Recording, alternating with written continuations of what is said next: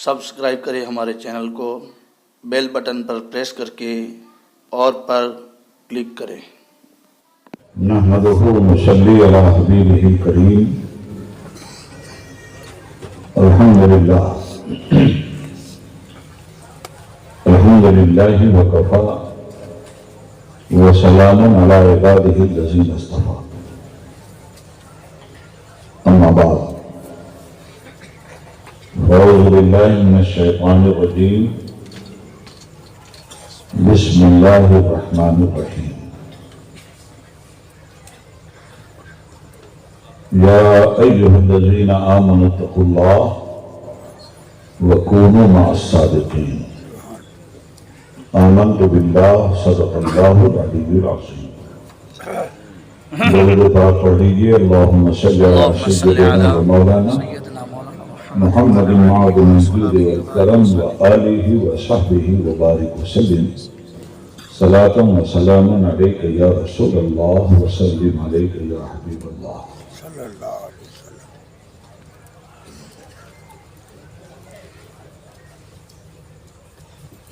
सदर इजलास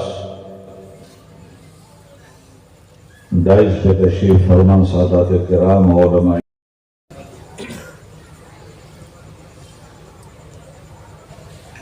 सर्द मीनवाड़ा पे रहने बसने वाले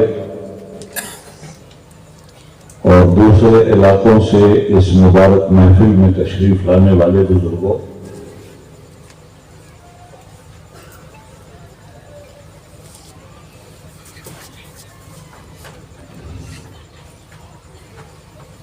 नौजवानों,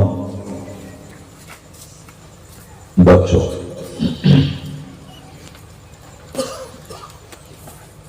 आज का यह अज़ीमुश्शान इजलास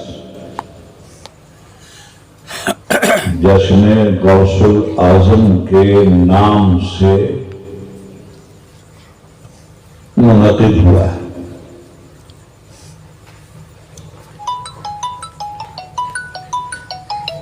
जश्न के माना है खुशी का इजहार।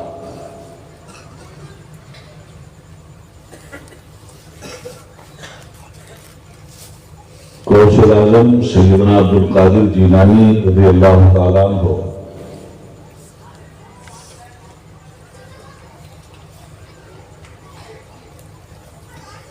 इंसानियत के वो पारस हैं और आदमियत के वो हीरा हैं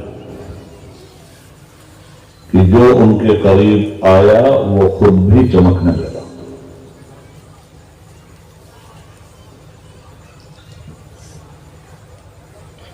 दुनिया में लोग कीड़े मकोड़े की तरह पैदा हो रहे हैं और कीड़े मकोड़े की तरह मर भी जाते हैं।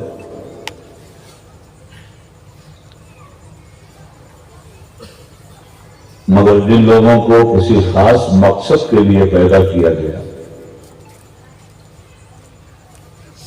वो जब दुनिया में आते हैं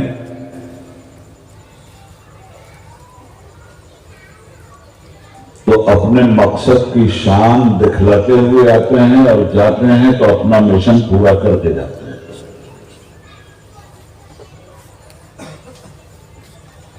दुनिया में हर पैदा करने वाले की पैदाइश पर खुशी का इजहार नहीं होता। घर वाले खुशी का इजहार करने, बाहर वालों को क्या पड़ी। मगर जो लोग समाज सेवक होते हैं उनके सुख दुख में सिर्फ घर के लोग शरीक नहीं होते, पूरा समाज उनके सुख दुख में शरीक होता है। इसलिए कि ऐसे लोग समाज की जब सेवा करने पे उतरते हैं तो वो अपना पराया नहीं देखते, वो जात बिरादरी भी नहीं देखते और वो लोगों का धर्म भी नहीं देखते।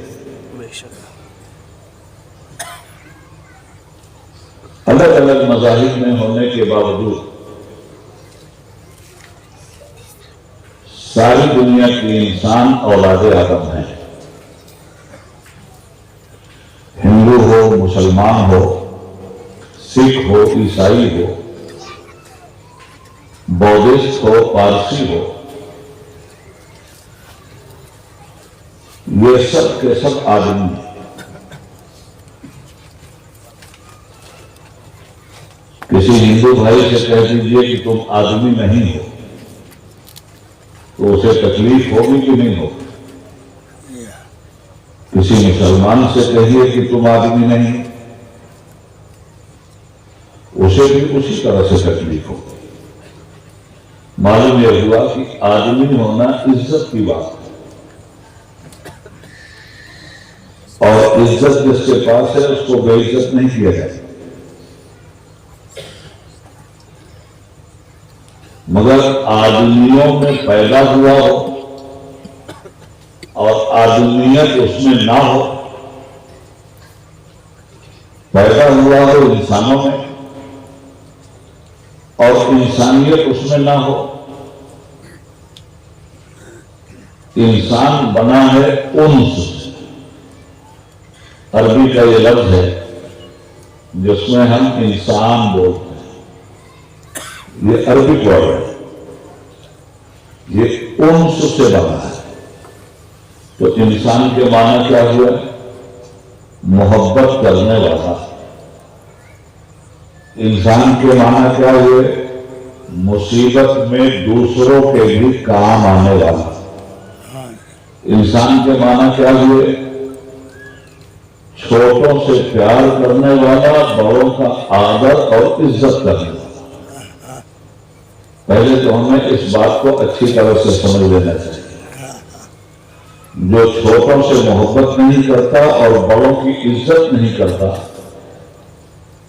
उसे इंसान कहलाने का हक ही हासिल नहीं। और इंसान अलग अलग मजहब और अलग अलग धर्म में बटा हुआ है, मगर जो चीजें बटी नहीं है वो क्या है? वो है इंसान का एहसास, वो है गम में इंसान की आंख से बहता हुआ आंसू, वो है खुशी में मुस्कुराने का सलीका।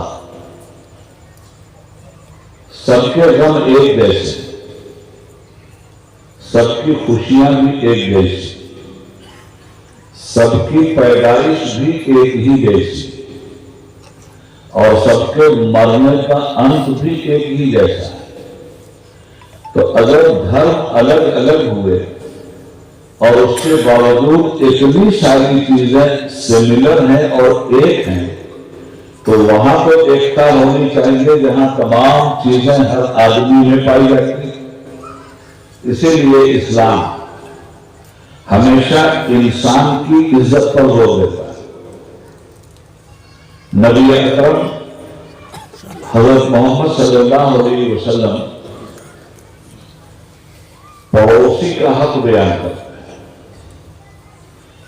वो फरमाते हैं कि अगर तुम खा पी के सो रहे हो और तुम्हारा पड़ोसी और उसके बच्चे भूखे सो गए तो तुम कामिल मुसलमान हरगिज नहीं। तुम्हें खाने से पहले अपने पड़ोसियों के घर की भी खबरगिरी कर देनी चाहिए कि कहीं तुम्हारा पड़ोसी और उसका बच्चा खाना ना होने की वजह से भूखा तो नहीं सो रहा। तो हज़रत मोहम्मद सल्लल्लाहु अलैहि वसल्लम फरमाते हैं कि तुम्हारे खाने में उसका हक है।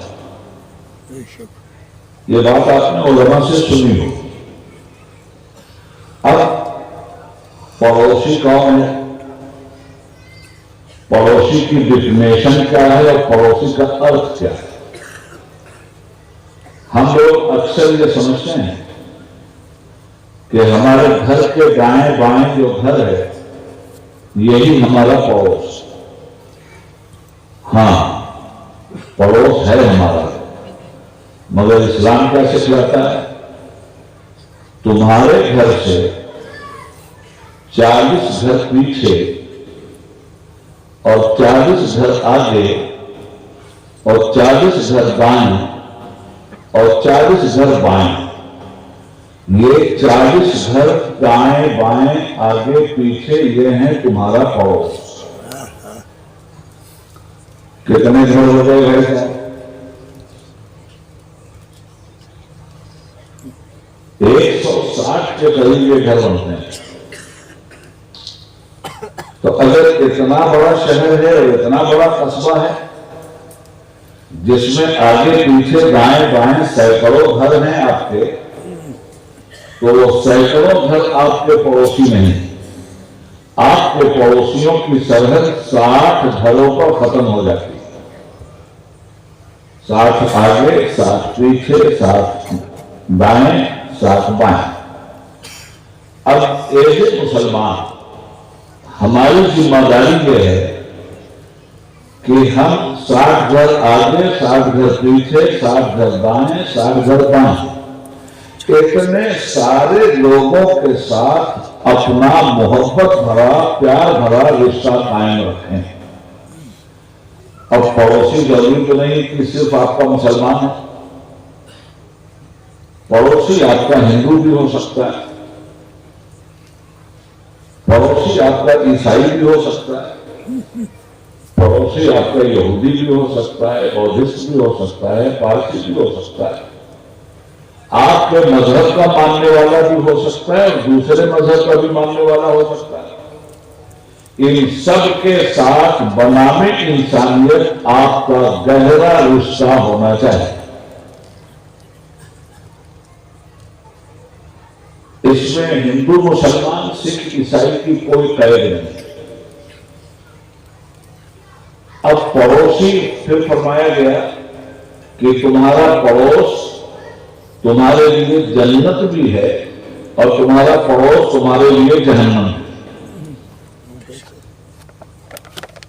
पड़ोसी अगर अच्छे इखलाक का है, प्यार मोहब्बत आदर का है, इंसानियत की तहजीब के साथ उसका जीवन गुजर रहा है, तो तुम्हारा पड़ोस स्वर्ग की तरह बना हुआ है। पड़ोसी अगर शैतान है, बदमाश है, खूंखार है, फसादी है, कातिल है, जालिम है, अन्याय करने वाला है, भेदभाव करने वाला है, तो फिर तुम्हारा पड़ोस स्वर्ग के बजाय नरक बना हुआ है। तो हमें यह समझना है, हम ये बात आपसे क्यों कह रहे हैं? ये बात हम आपसे इसलिए कह रहे हैं कि जो आदमी अपने पड़ोस का इतना अच्छा ख्याल रखे, उससे कौन प्यार नहीं करेगा, उससे कौन मोहब्बत नहीं करेगा, उससे दुख सुख में कौन शरीक नहीं होगा। आपसी भाईचारा हर दौर में हर पैगंबर ने कायम किया। कौमी एकता हर दौर में हर वली ने कायम किया। और जिस जात का आज हम जश्न मनाने बैठे हैं, वो जात तो इंसानियत को जमीन की पस्ती से उठाकर अर्श की बुलंदी तक पहुंचाने वाली जात थी, जिसका नाम गौसे आजम। गौस से माना हमदर्द थे, फरियादियों की फरियाद सुनने थे। अब उन्हें तो गौस ही नहीं कहते, गौसे आजम कहते। तो दुख दर्द में सबसे बढ़कर दुखियों की फरियाद सुनने वाला इंसानों में जो शख्सियत तारीख के सफहात पे जगमगा रही है, उसमें गौसे आजम का नाम बहुत ऊपर है। तो जब हम उनके नाम का ये जलसा कर रहे हैं, तो जरूरी है कि हम उनके काम की भी बात करें। उनका बचपन कैसा गुजरा उसकी बात करने, उनकी जवानी कैसी गुजरी उसकी बात करने, उनका अपने खुदा से क्या ताल्लुक था वो बात करने, उनका खुदा के बंदों से क्या ताल्लुक था वो बात करने, वो क्या कहते थे और क्या नहीं कहते थे, क्या करते थे और क्या नहीं करते थे, समाज में अगर कोई शख्सियत नमूना बन जाए, आइडियल बन जाए, समाज की बिना बहस के वो लीडरशिप उसके अंदर आ जाए, तो फिर ऐसी शख्सियत से तो सभी लोग प्यार करते हैं। उसमें फिर मजहब का बंटवारा काम नहीं करता, उसमें फिर इंसानियत काम करती है, आदमियत काम करती है। और अलग अलग धर्मों में रहने के बाद भी कर्मों की बुनियाद पर सब लोग एक दूसरे का आदर करते हैं।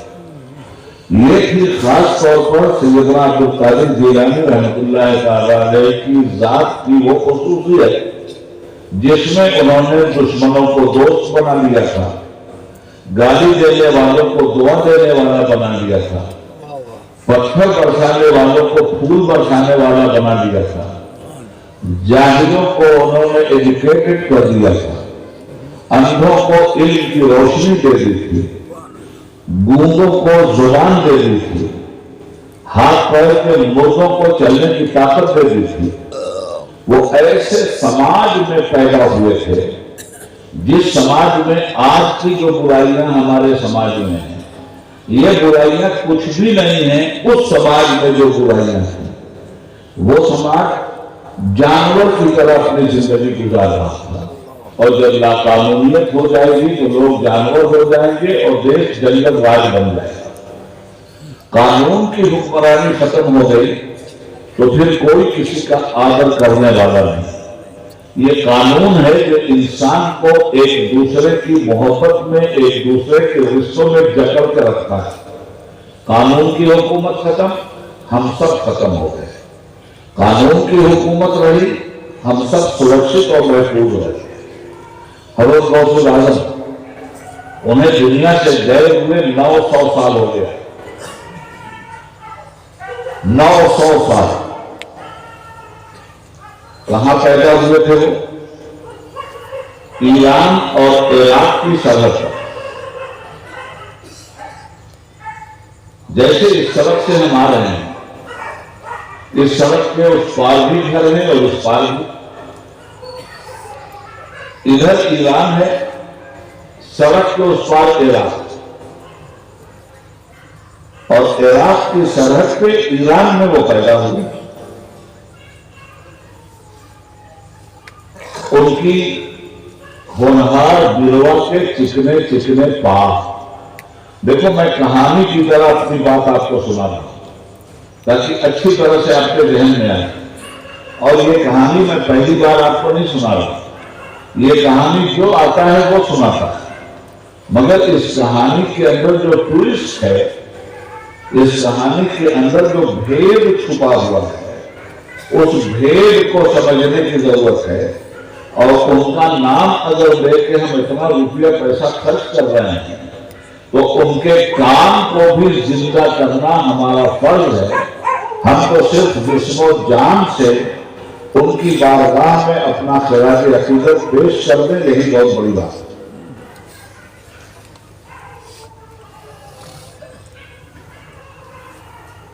दरख्त अपने फल से पहचाना जाता है। फल बताता है कि शजर की हैसियत क्या है। ये कौन? हज़रत ईसा अलैहिस्सलाम। तो गौस पाक को अगर पहचानना है, उनका नाम क्या था? अब्दुल कादिर। हमारे समाज में भी लोग नाम रखते हैं, बम्बई में और गुजरात में तो कादर भाई होता है, मगर नाम क्या है? अब्दुल कादिर।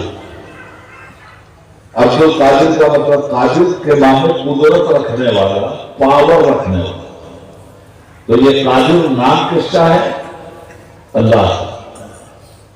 इसलिए कि वही पावर रखने वाला है, वही जिंदगी देने वाला है, वही मौत देने वाला है, वही इज्जत देने वाला है, वही जिद्दत देने वाला है। फकीर को चाहे बादशाह बना दे, बादशाह को चाहे फकीर बना दे, उसी जात का नाम अल्लाह है। तो अरबी में उसका नाम अल्लाह है, हिंदी में उसका नाम ईश्वर है, अंग्रेजी में उसका नाम गॉड है, और वो अकेला है। और उस अकेली जात को सब मानते हैं। किसी से भी कहिए मालिक जैसा चाहेगा वैसा होगा, जब वो ये बोलता है कि मालिक जैसा चाहेगा वैसा होगा, वो किसको मालिक होगा? जब वो बोलता है कि ईश्वर जैसा चाहेगा वैसा होगा, किसको बोलना? उसके बेशुमार नाम, अलग अलग जुबानों में अलग अलग उसके नाम, अकेली वो जात, उसके मुकाबले में कोई नहीं। उसने सबको पैदा किया, उसको किसी ने नहीं पैदा किया। वो सबका मालिक है, उसका मालिक कोई नहीं। वो सबको खिलाता है, वो खाने का मोहताज नहीं। वो सबको पहनाता है, वो कपड़े का मोहताज नहीं। लाता खुदू सनतू वाला नौम, न उसको नींद आती है न उसको ऊँघ आती है। तो सुप्रीम पावर अल्लाह, नाम उसका कादिर है, कुदरत रखने वाला। गौस पाक का नाम क्या है? अब्दुल कादिर, कुदरत रखने वाले का बंदा। अब्द के माना बंदा, अब्दुल कादिर, कादिर का बंदा।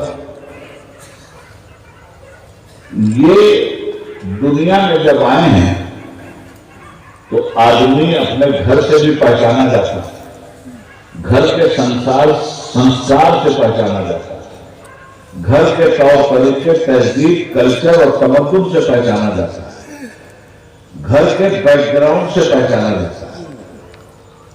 तो जरा हम इनके माँ बाप पर भी एक नजर डालें। इनके बाप का नाम साले जंगी दोस्त, इनकी मां का नाम उम्मुल खैर फातिमा। सुना है आप? मैं फिर कह रहा हूं, मैं कोई नई कहानी नहीं सुना रहा, मगर सूरह फातिहा में ताकत इतनी है और सूरह फातिहा जरूरत इतनी बड़ी है कि नमाज ही नहीं होती बिना सूरह फातिहा पढ़े हुए। इसलिए बार बार सूरह फातिहा के माना मालूम होने के बाद भी सूरह फातिहा पढ़ी जाती है और सूरह फातिहा की हैसियत को समझ करके कभी सूरह फातिहा को इग्नोर नहीं किया जाता। इसी तरह हजरत गौसुल आजम के वालिदैन की बात भी बार बार की जाती है और बार बार सुनी जाती है, मगर उसके अंदर से बार बार जो लतीफे निकलते हैं, लुत्फ निकलता है, लोकता निकलता है, वो बहुत प्यारा होता है। आपको उलमा सुनाते हैं कि उनके वालिद दरिया गजरा के किनारे खड़े,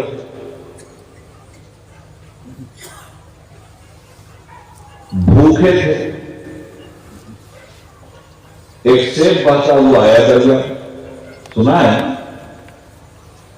भूख इतनी शिद्दत की लगी थी कि तरफ के दरिया में कूद गए और सेब पकड़ लिए, बाहर निकल के खा लिया। अब देखो यहां इस्लाम क्या सिखाता है। बात को खूब अच्छी तरह ध्यान में रखना। हम आपको A, B, C, D की तरह समझा रहे हैं, हिंदी में अ, ब, त, स की तरह बतला है, ताकि बात एकदम ध्यान में उतर जाए। इन्होंने सेब खा लिया और खाने के बाद एहसास हुआ कि खा तो लिया है तुमने सेब, मगर ये नहीं सोचा तुमने कि तुम मुसलमान भी हो और किसी का माल बिना उससे पूछे हुए खाने का तुम्हें हक नहीं और किसी हकदार का हक मारने का तुमको हक नहीं। अब दिल में एक सवाल पैदा हुआ। यह सवाल क्यों पैदा हुआ? हज़रत मोहम्मद मुस्तफा सल्लल्लाहु अलैहि वसल्लम जो मानवता के पैगंबर और खुदा के दूत, आखिरी दूत, आखिरी पैगंबर, हज़रत मोहम्मद सल्लल्लाहु अलैहि वसल्लम मुसलमान की डिफिनेशन क्या बयान करते हैं? मुसलमान किसको कहते हैं? तो हुजूर फरमाते हैं कि मुसलमानों, तुमको सिर्फ 2 ड्यूटी दे रहा, तीसरी तुम्हारी कोई ड्यूटी नहीं। 2 काम करो, मैं तुम्हारे सच्चे मुसलमान होने की गारंटी देता हूं। मुसलमान का मतलब क्या है, पहले इसको समझ लीजिए। मुसलमान के माना है अल्लाह का फरमाबरदार। मुसलमान के माना है उसके नबी का फरमाबरदार। मुसलमान के माना है खुदा के सामने आत्मसमर्पण करना। यह है लफ्ज़ मुस्लिम का मतलब।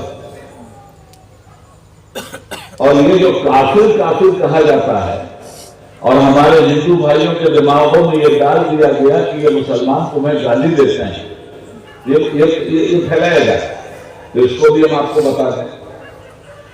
मुस्लिम भी अरबी लफ्ज है और काफिर। मुसलमान उसको कहते हैं जो खुदा के सामने सरेंडर हो, और काफिर उसे कहते हैं जो खुदा को मानता ही। इनकार करने वाला, काफिर के माना क्या है? खुदा का इनकार करने वाला, रसूल का इनकार करने वाला। लफ्ज़ काफिर कोई गाली नहीं, बल्कि इसके माने को समझने की जरूरत है। और माना न समझकर गलतफहमी पैदा करके समाज में बंटवारा पैदा किया जा रहा है। ये काम अच्छे लोगों का नहीं होता, ये काम बुरे लोगों का होता है। आगे बढ़ते हैं तो हुजूर ने फरमाया कि अगर तुम सच्चे मुसलमान बनकर जिंदा रहना चाहते हो तो सिर्फ दो काम कर लेना, और दो ही काम की ड्यूटी है एक मुसलमान की, तीसरी ड्यूटी नहीं किया है इस्लाम। क्या करना है? हकदारों का हक दे देना। अगर तुमने हकदार का हक ईमानदारी से दे दिया तो तुम्हारे सच्चे मुसलमान होने की गारंटी है। और अगर तुम हकदार का हक मार रहे हो, लाख अपने को मुसलमान मुसलमान कहो, खुदा की बारगाह में तुम्हारे मुसलमान होने की गारंटी नहीं।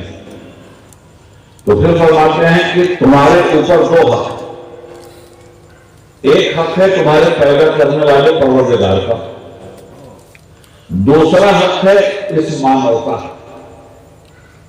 और सिर्फ मानवता का नहीं, जानवरों का, खुदा की मखलूक का। मखलूक किसे कहते हैं? जिसको खालिक ने पैदा किया। खालिक के माना क्या है? पैदा करने वाला।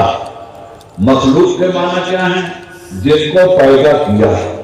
तो जमीन आसमान सब मखलूक, चिड़िया परिंदे चरिंदे सब मखलूक, जानवर दरिया समुद्र इंसान सब मखलूक।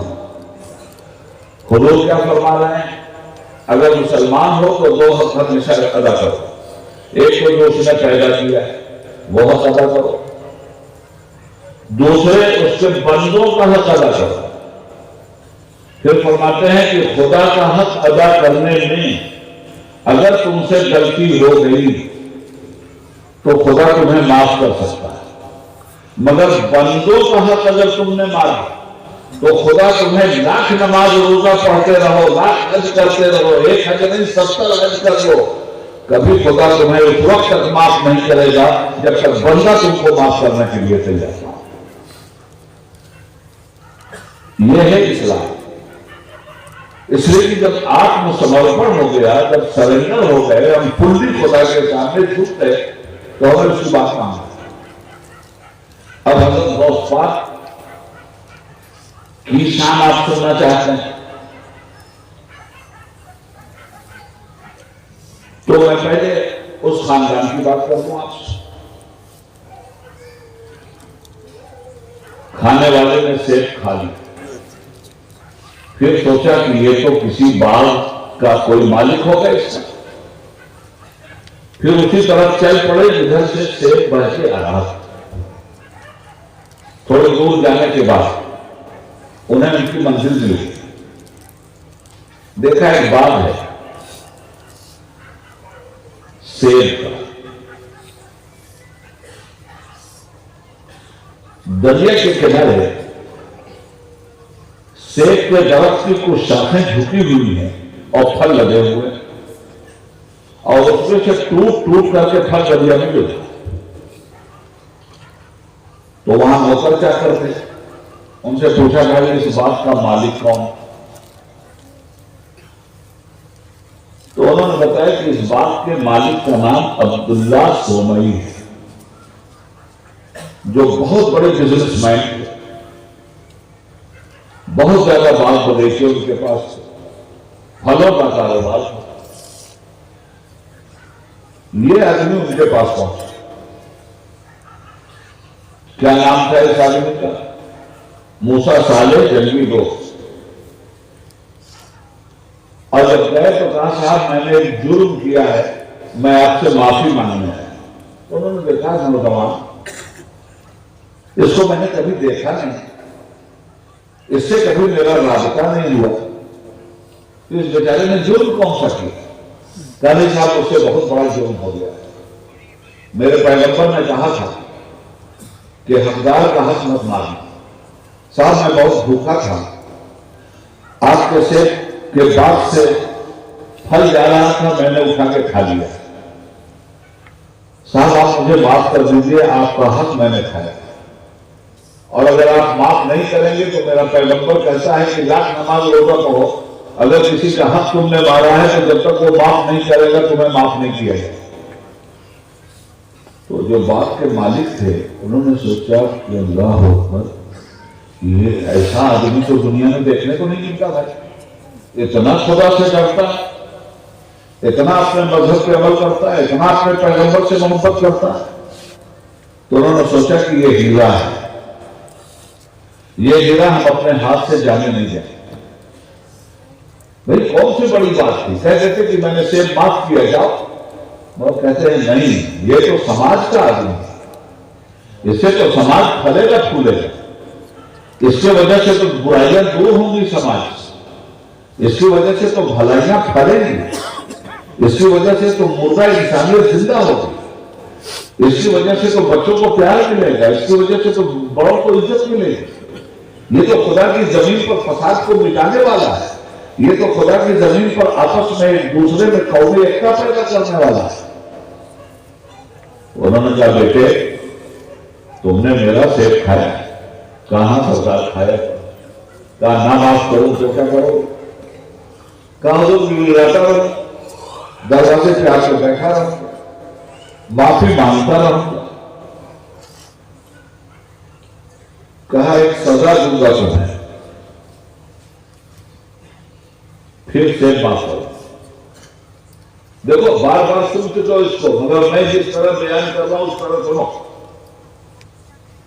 माफ करो।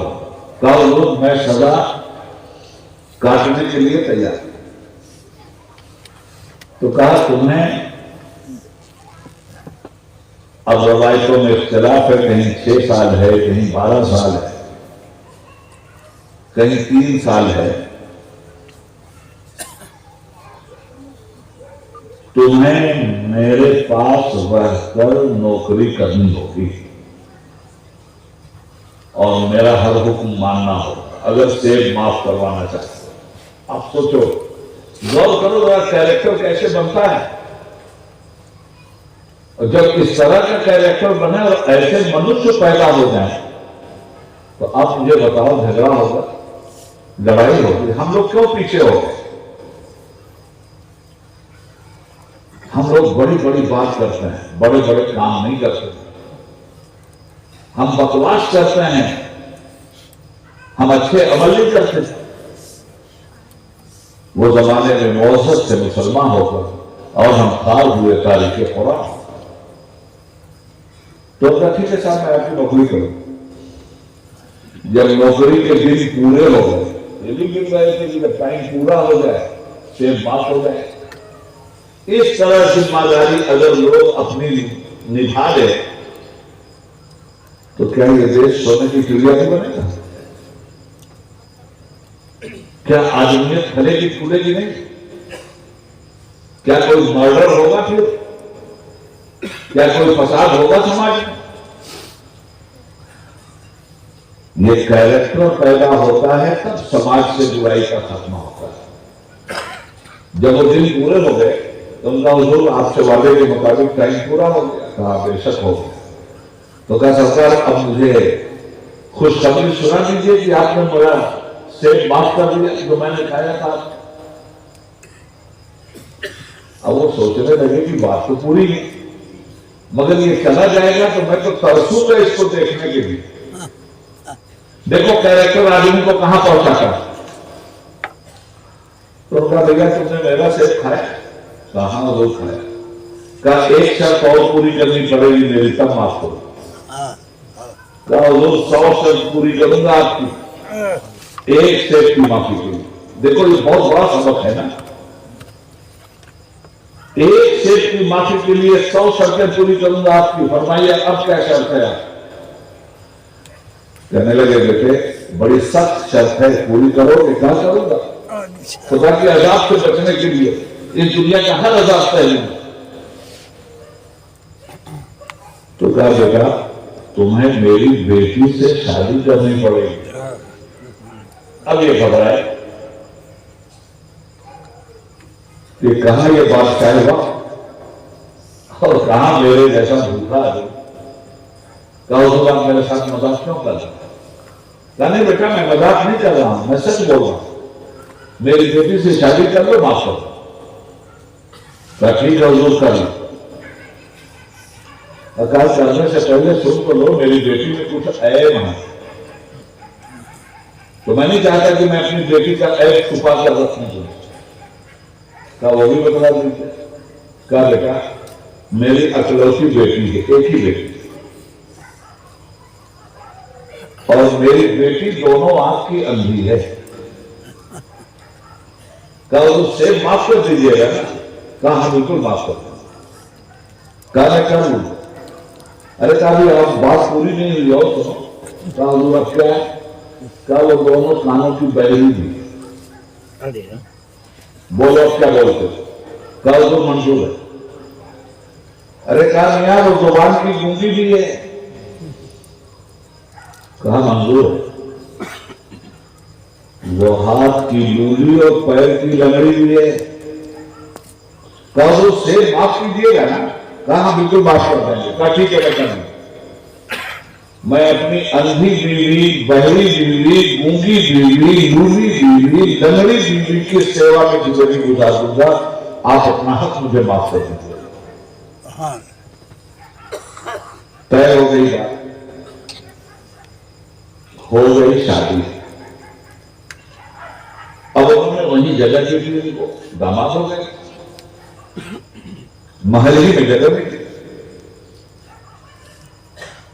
दिन भर के खाने पीने खिलाने पिलाने के बाद रात हुई, अपनी बीवी के कमरे में गए। जब वहां कमरे में गए तो कमरे में तो चांद निकला हुआ था। आंखें भूरों को शर्मा रही थी, चेहरे से नूरे रंग की शुआएं फूट रही, अंधेरा उजाले में बदला हुआ था। खूबसूरत औरत निगाह के सामने थी, कान भी थी, आंख भी थी, हाथ पैर भी सलामत। एक नजर इनकी पड़ी और फौरन अल्लाह की पनाह मांगते हुए कमरे से बाहर निकले। कहने लगे मेरे साथ तो इस ताजिर ने बहुत बड़ा धोखा कर दिया। मेरे जिस्म जान से ये खेल सकता है, मैं अपने दीन और ईमान से इसे नहीं खेलने दूंगा और मैं किसी ऐसी औरत की तरफ नजर नहीं उठाऊंगा। मेरी बीवी अंधी है, ये औरत आंख वाली है, मैं आंख वाली औरत की तरफ नजर नहीं उठाऊंगा। बाहर निकले कमरे से, मुसल्ला उठाया, बिछा दिया और रात भर नमाज पढ़ते अल्लाह से रोते रहे। अल्लाह मुझे माफ कर देना, ये अल्लाह मैं जिस मुसीबत में हूं, इस इम्तिहान में मुझे कामयाब कर देना। उधर वो उन्होंने जो अपना दुपट्टा बिछा दिया, अंदर वो इबादत करती रही रात भर खुदा की, बाहर ये इबादत करते रहे रात भर खुदा की। फजर की नमाज में मस्जिद में गए, उसके बाद वापस आकर के अपने ससुर से लड़ गए। कहा साहब आप मेरे जिस्म जान से खेल लीजिए, मगर मैं आपको इस बात की इजाजत नहीं दूंगा कि आप मेरे दीन और ईमान से खेलें। कल का हुआ क्या? अरे कहा साहब क्या गलत किया आपने? मेरे कमरे में किसी दूसरी औरत को भेज दिया, मेरी बीवी कहां? तो मुस्कुरा के उन्होंने अपने दामाद का माथा चूमा और मैं बेटा वही तुम्हारी बीवी।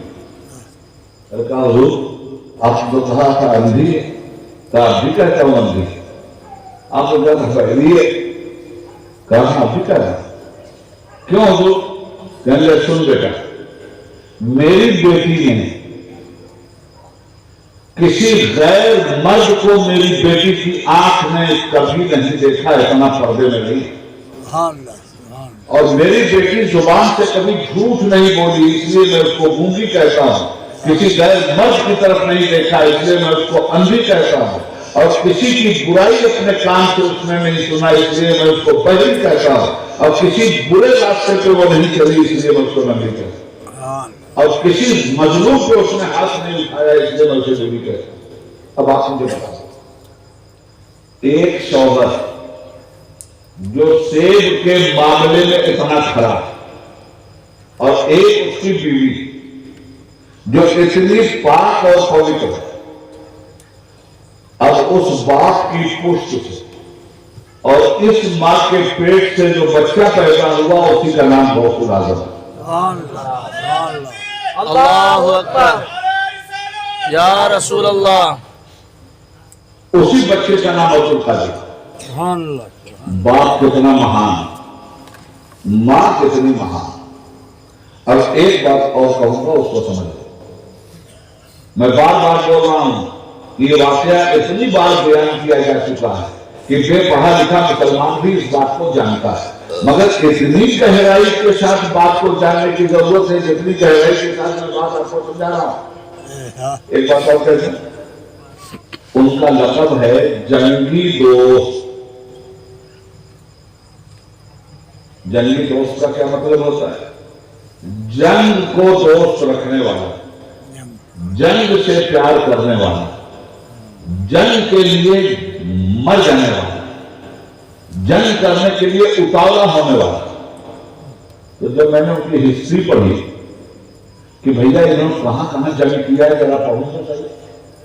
तो पूरे जीवन में, पूरी जिंदगी में, मैं अपने हिंदू भाइयों की रियायत की वजह से हिंदी भी बोल रहा हूं ताकि सबकी समझ में आसानी से मेरी बात आ जाए। पूरे जीवन में मैंने उनकी पूरी जीवनी पढ़ी, गौस के वाले। मैंने किसी मैदान में उनको जंग करते हुए नहीं पढ़ा। जिंदगी भर में अब्बास साहब एक जंग भी वही नहीं लड़े, और नाम जंगी दोस्त, जंग को दोस्त रखने वाला। मैं कहता हूं, जब मैंने गौर किया तो इस नतीजे को पहुंचा कि उनसे बड़ी जंग लड़ने वाले सूरमा दिखलाई नहीं देते मुझे। जो किसी मैदान में जंग नहीं लड़ा, वो सबसे बड़ी जंग लड़ने वाला था।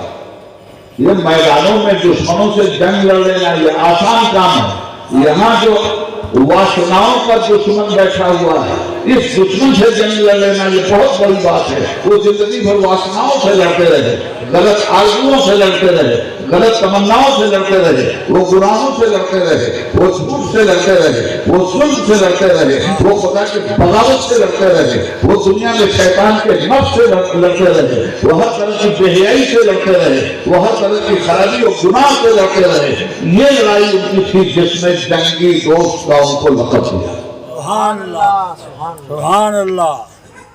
सबसे बड़ा जंगजू वो है जो अपने से लड़े, बेशक, वासनाओं से लड़े, गलत ख्वाहिशात से लड़े, झूठ में फायदा होने वाला, सच बोलने में नुकसान होने वाला, सच बोलकर झूठ को ज़बा कर दे और अपना नुकसान बर्दाश्त कर ले, इसको कहते हैं जंगी दोस्त।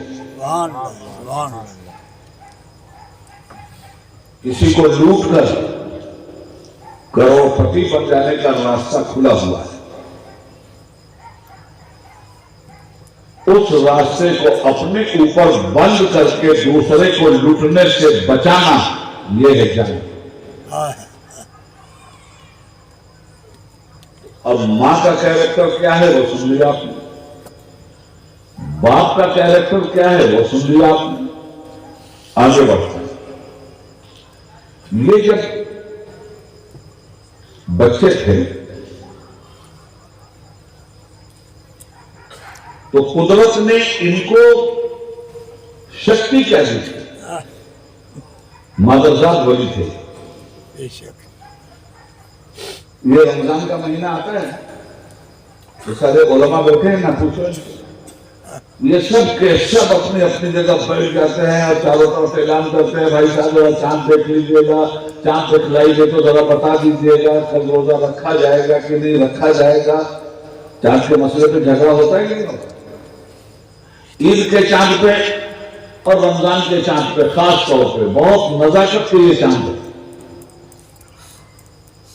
अब कुछ लोगों ने कहा चांद हुआ, कुछ लोगों ने कहा नहीं हुआ। अब क्या करें, रोजा रखें कि न रखें?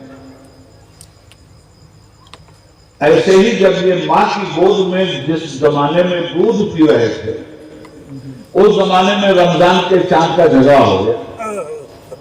चांद हुआ कि नहीं हुआ?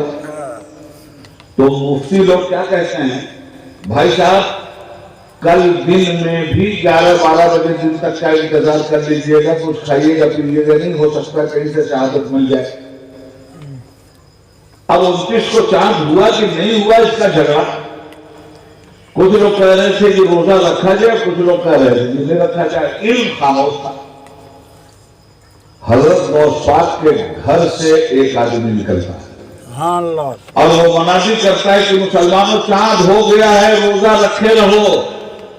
तो लोग कहते हैं तुमको कैसे मालूम?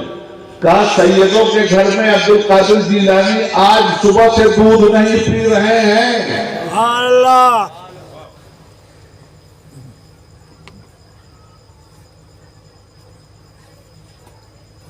बड़े हुए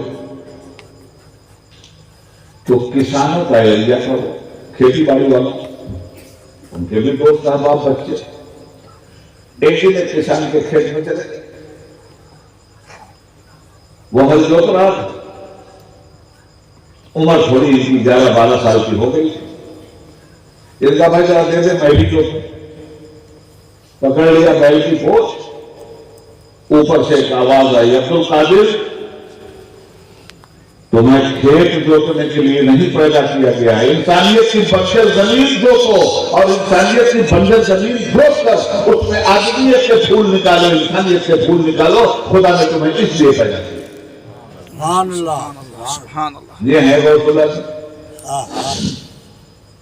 मैं हवा में उड़ने वाली कोई बात नहीं करूंगा आपसे, मैं जमीन की बात करूंगा।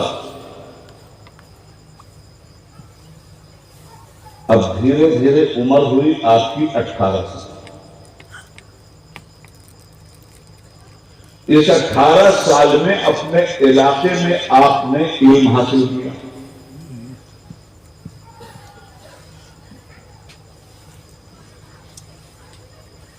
पता चला कि 1000 मील दूरी पर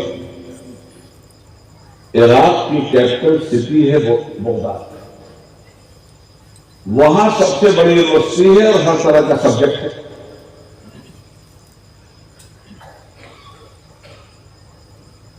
पैदा होने के बाद 1 साल की उम्र थी, वालिद का इंतकाल हो गया। मां पाल रही, क्योंकि इनके नाना बहुत बड़े बिजनेसमैन थे, इसलिए अपने नाना के घर ही में आपकी परवरिश। 18 साल के हुए तो इल्म की प्यास और आगे बढ़ी। भाई आज हमारे बच्चे अमेरिका जा रहे हैं कि नहीं जा रहे, पढ़ने के लिए इंग्लैंड जा रहे हैं कि नहीं आ रहे, ऑक्सफोर्ड यूनिवर्सिटी से पढ़ के आ रहे हैं कि नहीं आ रहे। वो बगदाद यूनिवर्सिटी में पढ़ने की तमन्ना उनके अंदर पैदा हो गई। एक दिन माँ के सामने बैठे, कहा माँ आप अगर इजाजत दे दो तो मैं पढ़ने के लिए बगदाद चला जाऊं। अब गौस पाक का जश्न मनाने वाले,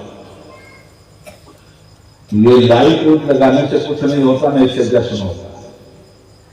ये माइक लगाने से भी जश्न नहीं होता, ये हार फूल पत्ती वत्ती लगाने से भी जश्न नहीं होता, ये नारा लगाने से भी जश्न नहीं होता। उन्होंने जो किया है वो करने से होता है जश्न। अब वो तालीम के लिए इतनी दूर जा रहे हैं, तुम्हारा बच्चा जाहिल क्यों है? मनाओगे जश्न गौसुल आजम और रहोगे जाहिल। जाहिल को क्या हक पहुंचता है जश्न गौसुल आजम मनाने का? भाई जहां जहालत होगी वहां इस्लाम नहीं होगा, जहां इस्लाम होगा वहां जहालत नहीं होगी। अब जरा अपने गांव में देखो कि तुम्हारे यहाँ जहालत है या नहीं। आदमी जितना ज्यादा जाहिल होगा उतना ही इस्लाम से दूर होगा, और जितना ज्यादा पढ़ा लिखा होगा उतना ही इस्लाम से करीब होगा। इस्लाम के माना है सलामती, इस्लाम के माना है पीस, इस्लाम की मीनिंग है अमन और शांति। अब 18 साल के हो गए, कहा मां इजाजत दे दो वहां जाने की, पढ़ने की। माँ ने कहा बेटा अब्दुल कादिर, हजरत मोहम्मद सल्लल्लाहु अलैहि वसल्लम ने फरमाया है तलबुल इल्म फरीज़तुन अला कुल्लि मुस्लिम व मुस्लिमा, इल्म का हासिल करना हर मुसलमान मर्द औरत पे फर्ज है। बेटा तुम उसी नबी की औलाद हो, उसी खानदान के खिलते हुए फूल हो। मां इल्मे दीन के लिए अपनी तमन्नाओं का खून करते हुए दीन के नाम पे तुम्हें कुर्बान कर रही है। मेरी अकलौती औलाद हो, मगर मैं तुम्हें भेज रही हूं, जाओ बेटा। और खुदा हाफिज, आज ही से मैं तुमसे इस दुनिया में रहने का सिलसिला मुनक़ता कर रही हूं। अब्दुल कादिर, अब खुदा के यहां हमारी तुम्हारी मुलाकात हो। इस तरह मां ने रुखसत किया और मां से दोबारा मुलाकात नहीं हो सकी, मां दुनिया से चली। क्या मिजाज मिला? तालीम के लिए बेटे को नहीं भेजना। मैं आया था, हाजी साहब को मालूम, हाजी जुमा साहब को, अल्लाह इनको सलामत रखे, बड़ा काम करते हैं। मैं जिस जमाने में मेंबर पार्लियामेंट था, उस जमाने में पहली मरतबा आपके कांडला आया। मैं 1990 से लेकर 2008 तक कंटिन्यू 18 साल तक मेंबर पार्लियामेंट रहा, और 18 साल कोई मामूली नहीं होता। जब मैं कांडला आया तो वहां मछेरे मुसलमानों की हालत देखी।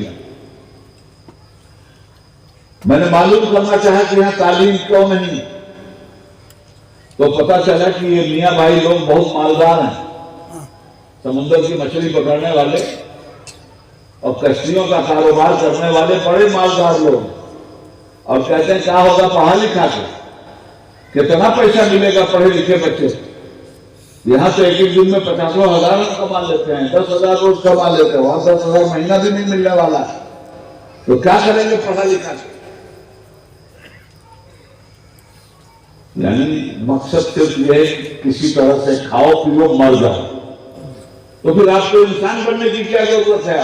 खाने पीने और मरने के लिए जानवर कम थे जो आपको पैदा कर दिया गया? आपको सिर्फ खाने पीने के लिए नहीं पैदा किया गया। कैसे खाया जाए और कैसे न खाया जाए ये सबक पढ़ाने के लिए पैदा किया गया। हराम न खाया जाए, हलाल खाया जाए, ये सबक पढ़ाने के लिए आपको पैदा किया गया। सूद न खाया जाए, तिजारत करके खाया जाए, ये सबक पढ़ाने के लिए आपको पैदा किया गया। जाहिल न रहा जाए, पढ़ा लिखा बनाया जाए समाज को, ये सबक पढ़ाने के लिए आपको पैदा किया गया। मगर जहन, अरे भाई कारोबार बहुत बढ़िया चल रहा है, क्या करेंगे पढ़ा करके? 10 साल में तो पढ़े लिखे 10 आदमी को नौकर रख लेगा, इतना कमा लेगा हमारा जाहिल बेटा। और हैं ऐसे जाहिल। एक जाहिल जब उससे कहा जाता है कि पढ़ने पढ़ाने को भेज, तो कहता होगा क्या होगा पढ़ने पढ़ाने? अरे भाई एमए हो जाएगा, अरे भाई इंजीनियर हो जाएगा, अरे भाई क्या दुनिया हो जाए। हम इंजीनियर को भी मुलाजिम रख लेंगे, डॉक्टर को भी मुलाजिम रख लेंगे, है हमारे पास इतना पैसा, हमारा बच्चा इतना कमा लेगा। जहां ये जहन हो वहां इल्म पैदा हो सकता है।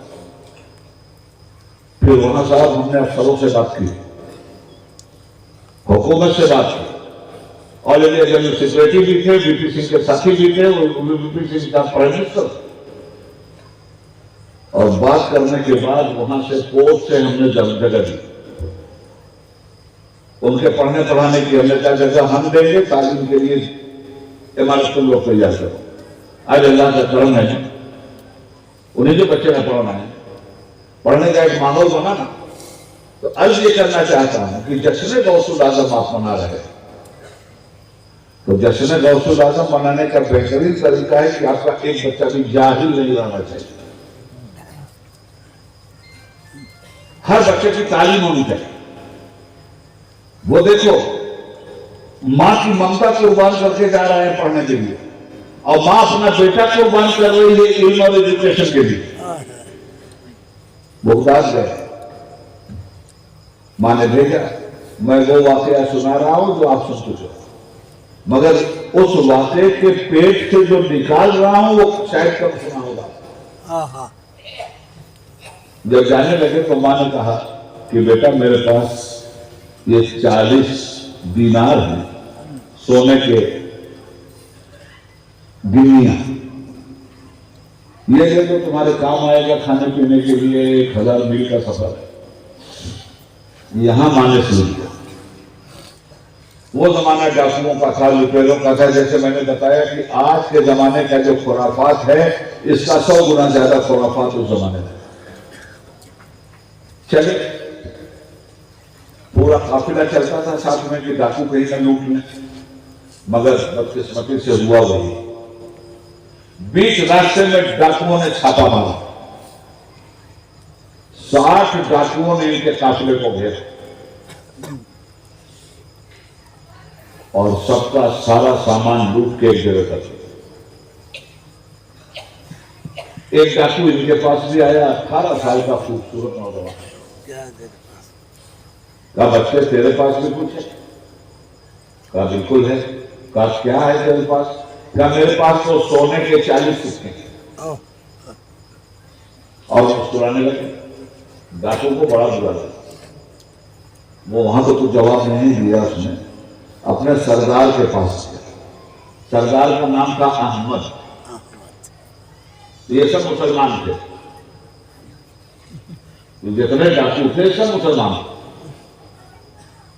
सरदार के पास गया, कहा साहब जहां मौत का खेल हो रहा है, जहां हम सबको मार डालेंगे, तलवार से काट पीट डालेंगे, ऐसे माहौल में एक बच्चा है 18 साल का, नाम अब्दुल कादिर है, हमारे साथ मजाक कर रहा है। डाकू का पकड़ रहा उसको और हम देते हैं उसको सजा उसके मजाक। गोस्ताख को पकड़ के ले गए, सरदार के सामने खड़ा कर। सरदार ने कहा कि क्यों जी तुम्हारे पास कुछ है? कहा 40 दीनार। कहा किधर है? तो मजाक कर रहे हो? कहा इधर है। अब सुनो, सच्चाई असर कैसे करती है, अच्छे लोगों की अच्छाई बुरे को कैसे अच्छा बनाती है। उसने कहा अब्दुल कादिर तुम इसे छुपा भी तो सकते थे, तुम झूठ बोल सकते थे। तो आपने कहा सुनाओ डाकुओं,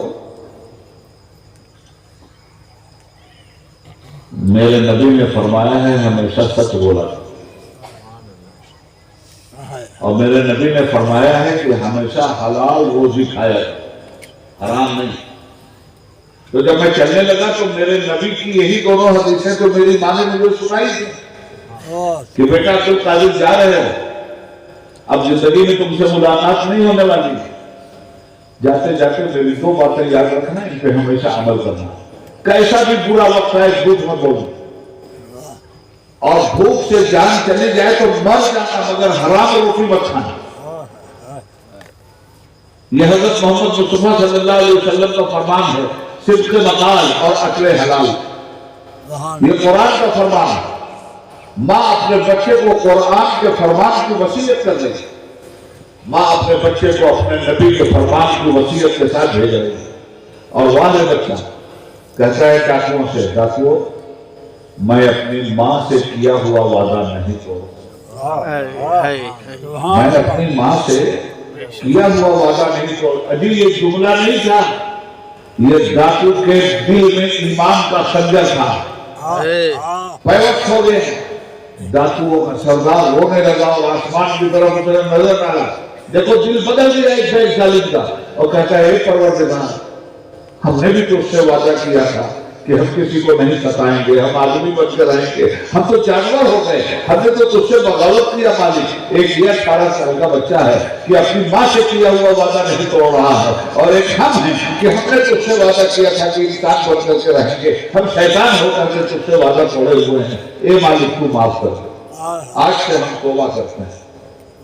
और उस डाकू ने हजरत रसूल आज़म से कहा हाथ बढ़ा लिया, हम आपके हाथ में हाथ देकर खुदा से वादा करते हैं और तौबा करते हैं कि सबका लूटा हुआ माल हम वापस जा जाके घर पे करेंगे, कोई बुराई हमारी जिंदगी में नहीं होगी।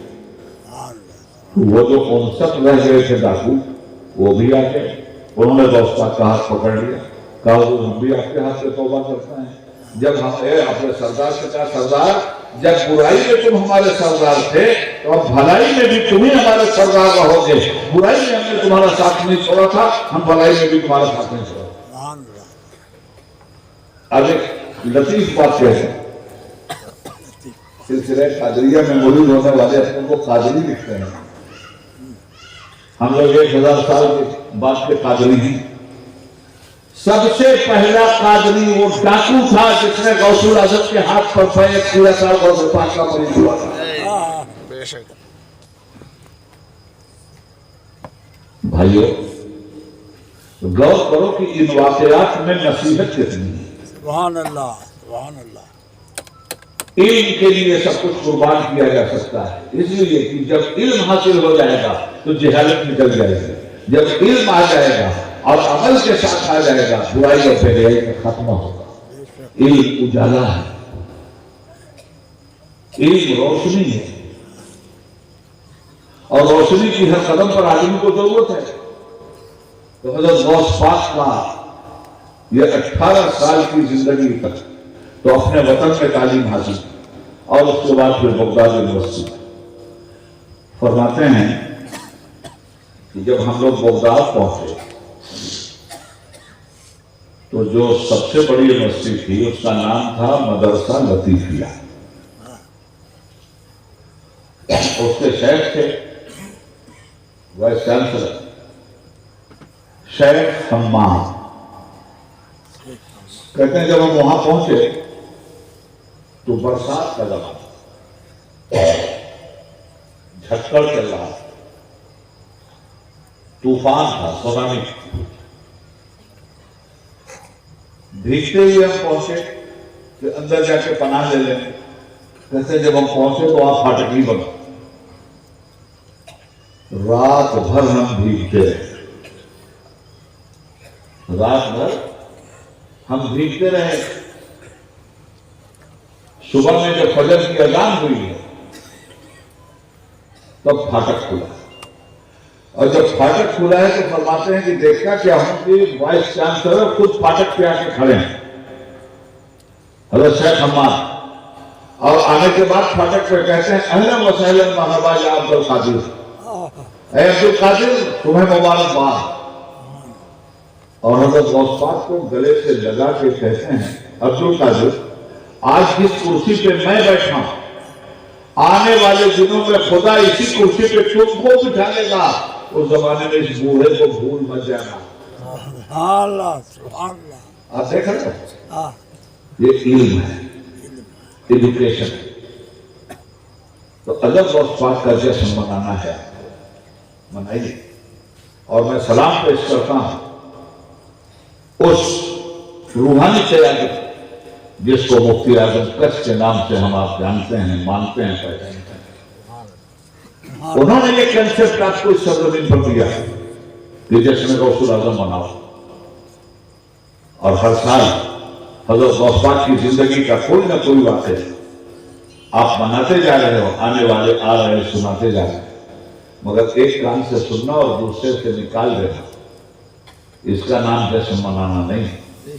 जो सुन लिया साल भर अमल करके बताना कि हमने जो सुना था हमने उस सुनने पे अमल किया है और रिजल्ट दिया है, बात हमारी खत्म हो गई। और रिजल्ट हम आपसे मांगते हैं। आप पता लगा लो कि आपके यहाँ जाहिलों का परसेंटेज कितना है। आपके कितने बच्चे हैं जो स्कूल नहीं जाते? आपके कितने बच्चे हैं जो मदरसे नहीं जाते? आपको दोनों तरह की तालीम अपने बच्चों को देना है, कुरान और हदीस की भी तालीम देना है, और मुल्क के मौजूदा निसाब की भी तालीम आपको देना है। आपको इंजीनियर बनाना है, मगर मुसलमान इंजीनियर। मेरी बात से धोखा मत खाइएगा। मुसलमान इंजीनियर का मतलब क्या है?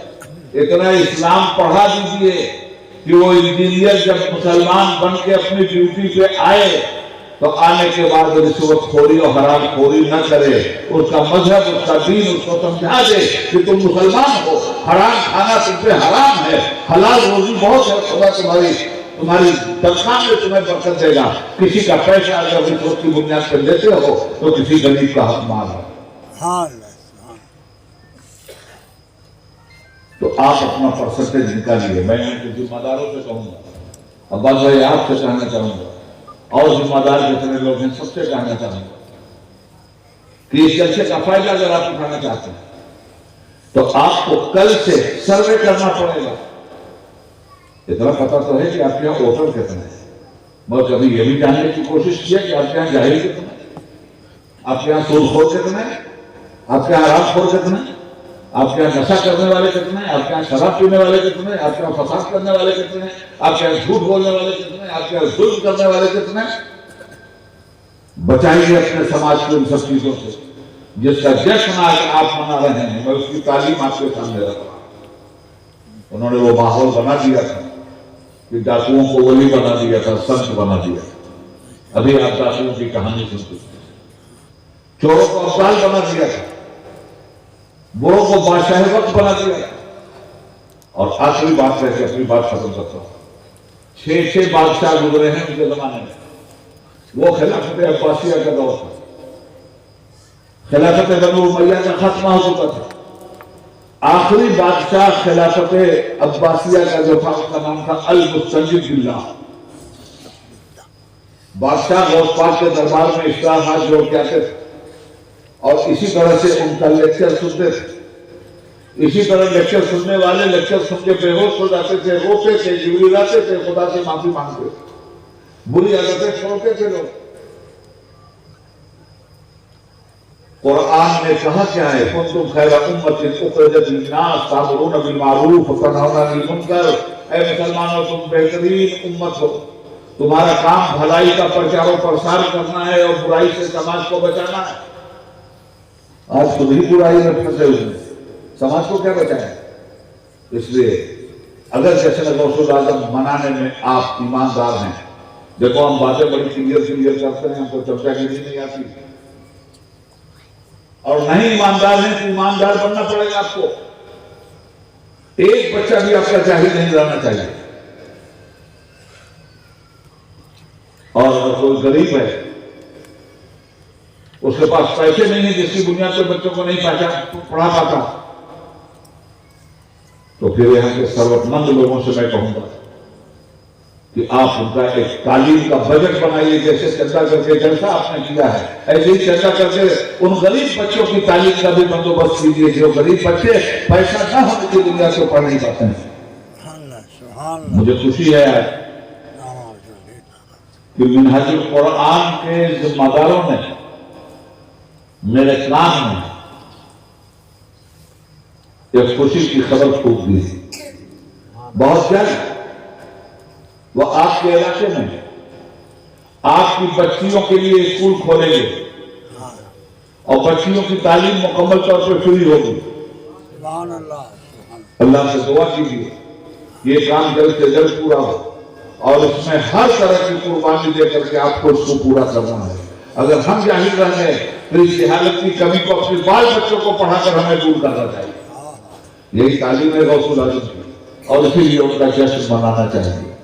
सूरज के निकलने की खुशी अंधा बेचारा क्या मना सकता है? उसके लिए तो हमेशा रात है, सूरज निकले तो रात है, ना निकले तो रात है। अंधे बेचारे के लिए सूरज के निकलने से कौन सी खुशी है? सूरज के निकलने की खुशी तो आंख वालों को। जाहिल अंधा होता है, जाहिल बहरा होता है, जाहिल बोलता है मगर गूंगा होता है, जाहिल सुनता है मगर बहरा होता है, जाहिल देखता है मगर अंधा होता है। जो हक देख ना सके आंख रख के भी अंधा है, जो हक बोल ना सके जुबान रख के भी वो गूंगा है, जो हक सुन ना सके कान रख के भी वो बहरा है। ये ईद का कान अलग से पैदा होता है, ईद की आंख अलग से पैदा होती है, ईद की जुबान अलग से पैदा होती है, ईद का किरदार और कैरेक्टर अलग से पैदा होता है। इसलिए उबैदुल्लाह थानवी आप पर जोर देके जा रहा है कि सर्वे कर लीजिए कि परसेंटेज क्या है जहालत है, सर्वे क्या है शराब पीने वालों, सर्वे क्या है नशाबाजी करने वालों, सर्वे क्या है बदमाशी करने वालों, और उसके खिलाफ एक जंग कीजिए जिस तरह गौस पाक के बाप ने जंग करके मूसा जंगी दोस्त का खिताब पाया। तकबीर, अल्लाहु अकबर, नारे रिसालत, या रसूलुल्लाह, या गौस, अल मदद, उलमा अहले सुन्नत जिंदाबाद। अल्लाह रब्बुल आलमीन आप सब लोगों को नेक हिदायत दे, आमीन। आपस में मिलजुल करके रहिए, इत्तेहाद इत्तेफाक पैदा कीजिए, लड़ाई झगड़े को माहौल में मत आने दीजिए। हिंदू मुसलमान के नाम पे कोई अगर वर्तलाता है वो मुसलमानों का सबसे बड़ा दुश्मन है। जो मुसलमान का नाम लेकर हिंदुओं के खिलाफ नफरत फैलाता है वो हिंदुओं का सबसे बड़ा दुश्मन है। जो हिंदुत्व का नाम लेकर के हिंदुओं के अंदर नफरत पैदा करके हिंदू धर्म को नुकसान पहुंचाता है। अल्लाह ताला हमारा और आपका हाफिज हो, निगहबान हो। परवरदिगार तेरी बारगाह में तेरे गुनहगार बंदे के हाथ उठे हैं, ए मालिक मुझसे जो कुछ हो सका मैंने तेरे बंदों को शिक्षित किया है।